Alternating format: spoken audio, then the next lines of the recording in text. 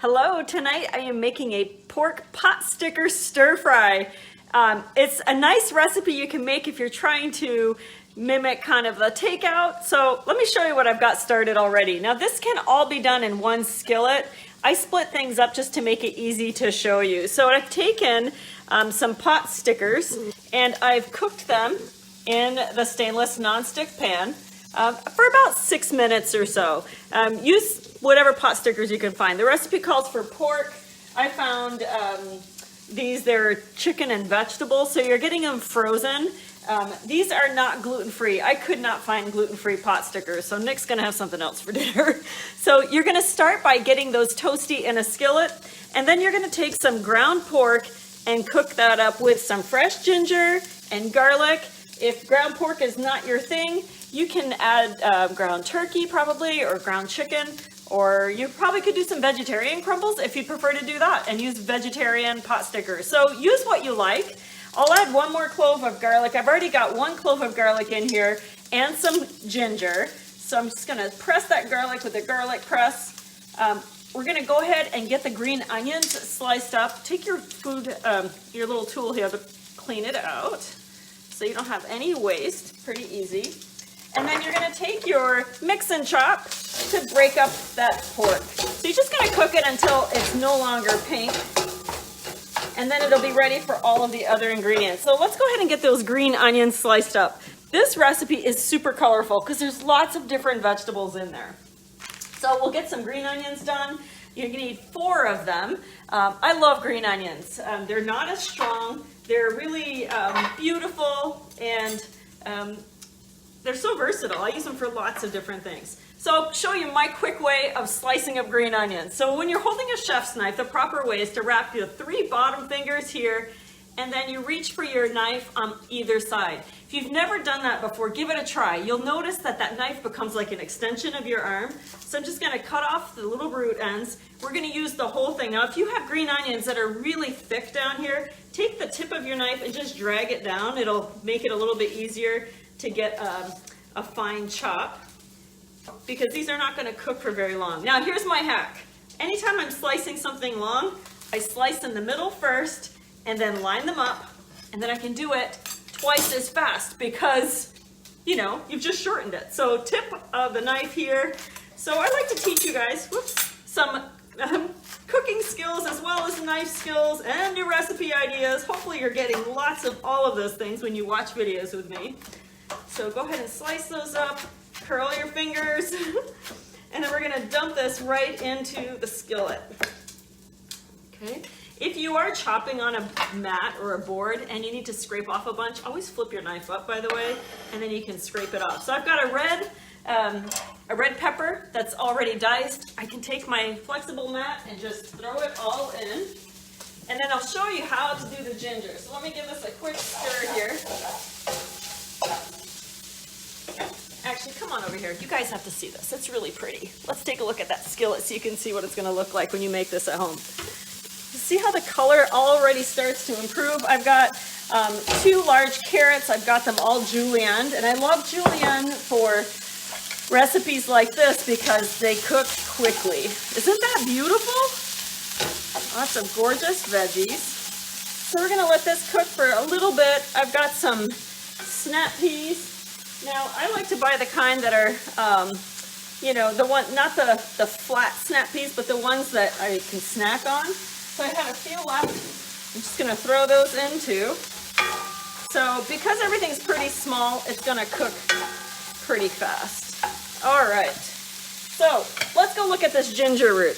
I know ginger root for some of you is kind of a newer ingredient. If you've not cooked with it before, it's very inexpensive, and it takes your stir fries up to another level. Even if you're making a stir fry that doesn't call for it, add some anyway. So store it in a freezer bag in the freezer. When you buy it in the store, it looks like this. It's kind of ugly looking.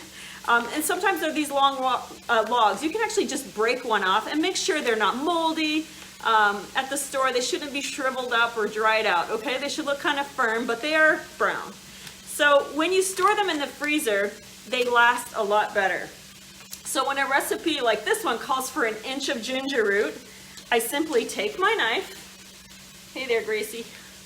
my little sidekick. She doesn't like ginger. I don't know what she's thinking. I take my knife and I score the ginger root right where I want it. So if it's an inch of ginger root, just score it. Now when I grate right up to that peel. I like to use my microplane and I grate it frozen, and it grates beautifully. Super fine, so you can see it's almost like a paste, which means it blends really well into your recipe. I've already put an inch of ginger root into the pork when it was cooking, so that one is all set. All right, let's get the can of baby corn ready. Grab my, give us a quick stir. Grab my can opener. Now, baby corn is not something I ever use unless I'm making something like this. It just makes it feel more authentic, like we're eating at a Chinese restaurant. So when you have your can opener, the handle is pointing straight towards your body. Start turning, it grabs onto your can. It breaks the seal, so that's why you're not going to have any sharp edges, which is awesome, especially if you are using your scrapers to scrape out your creamy things that are in there. You won't have cut marks on the back of your scrapers. Press the button right here, and you're closing up the little pliers right here. So that lifts your lid up, just like that, okay? So we need to drain this. You can drain it over the sink. I'm gonna do it here so you can see. Take your can strainer. If it's for tuna, you're pressing it this way inside of the can. For something like this, I'm just gonna put it over the top, and I'm gonna hold it firmly and dump it all out. There's a lot of liquid in there. Okay, it's awesome for olives and things like that too. Okay, let's go look at the stir fry. Here we go, we're gonna dump that in. Doesn't that make it look authentic, just with that corn? Now if you get the ones that are long, you don't need to cut them unless you want to. All right, there we go. We've got that started. We'll go ahead and get our sauce put together, and then we'll combine everything. Okay, let's see here. We want to add our sauce, and our sauce is simply soy sauce, sesame oil, and some cornstarch. So I've got my 1/4 cup of soy sauce measured here. I use the reduced sodium tamari, so I'll do that. We need 2 teaspoons. Where's my teaspoon measure? I had it out. Maybe I put it away. Let me grab another one. Okay. We need 2 teaspoons of the sesame oil, but only 1 teaspoon of cornstarch. So I'm going to go ahead and add that in. You want to stir your cornstarch in with the soy sauce. Let me just double check the measurement on this. It is 2 teaspoons. Now, toasted sesame oil looks like this. It's super flavorful, and again, if you skip something like this, you know, for dietary reasons, fine. But if you want it to taste authentic, use fresh ginger, fresh garlic, the sesame oil, and soy sauce. That's what's gonna make it taste like the takeout that you're used to. All right, gonna give this a quick stir until everything's combined. We'll dump it into the skillet, and when it starts to thicken up, we'll add the pot stickers, and we'll have an interesting stir fry with the pot stickers. Okay, go ahead and pour that in. Now, I don't know about your family, but anytime I make stir fry, Mike always says, "Do you have more sauce?" So tonight we're not going to do that, but a lot of times we'll double it. When you do that, though, it really bumps up the sodium, especially with all of that. Okay, let's go ahead and it's starting to bubble very quickly because there's not a lot of liquid. I'm going to take all of this. Actually, you know what I'm going to do for my kiddo? I'm going to pull some out before I add the gluten stuff in there. Nice, Mom, huh?